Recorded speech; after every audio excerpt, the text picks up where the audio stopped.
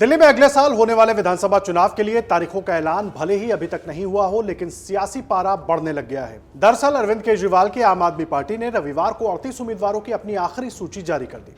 इस तरह से आम आदमी पार्टी ने दिल्ली की सभी 70 विधानसभा सीटों पर अपने उम्मीदवारों की पूरी लिस्ट अब जारी कर दी है। तो वहीं दूसरी तरफ कांग्रेस ने भी 21 सीट पर उम्मीदवारों की घोषणा कर दी है, लेकिन मुख्य विपक्षी दल बीजेपी ने अभी तक अपने पत्ते नहीं खोले हैं। ऐसे में अब यह सवाल उठ रहा है कि जब आम आदमी पार्टी ने सभी सीटों पर अपने उम्मीदवारों की घोषणा कर दी है, तो आखिर बीजेपी अब किसका इंतजार कर रही है? इन सभी उठते सवालों के बीच आइए हम आपको बताते हैं कि आखिर केजरीवाल और आतिशी कहां से चुनावी मैदान में उतरे हैं। आम आदमी पार्टी की सूची के मुताबिक पार्टी प्रमुख अरविंद केजरीवाल नई दिल्ली सीट से चौथी बार किस्मत आजमाएंगे, तो वहीं मुख्यमंत्री आतिशी एक बार फिर से कालकाजी सीट से ही चुनावी मैदान में होंगे। उम्मीदवारों की अंतिम सूची जारी करने के बाद आप प्रमुख अरविंद केजरीवाल ने भारतीय जनता पार्टी पर तंज कसा है।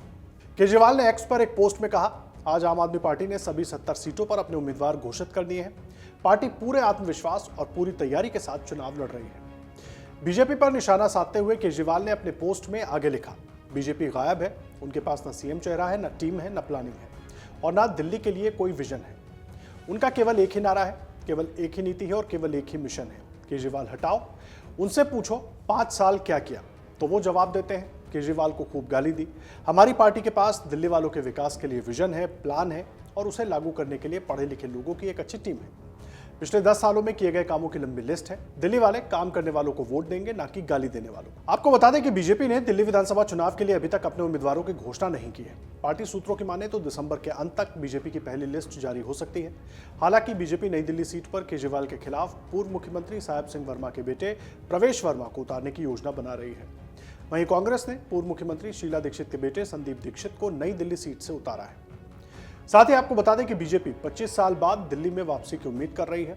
वो आम आदमी पार्टी के खिलाफ जनता में बढ़ते असंतोष का फायदा उठाने की कोशिश में है। बहरहाल बीजेपी ने दिल्ली विधानसभा चुनाव के लिए अपनी तैयारियों को तेज कर दिया है। सूत्रों से मिली जानकारी के मुताबिक केंद्रीय गृह मंत्री अमित शाह एक बार फिर दिल्ली के विधानसभा चुनाव को लेकर सक्रिय हो गए हैं और पार्टी का शीर्ष नेतृत्व चाहता है कि राज्य इकाई के सभी बड़े नेता दिल्ली में आम आदमी पार्टी के खिलाफ विधानसभा चुनाव के मैदान में उतरे।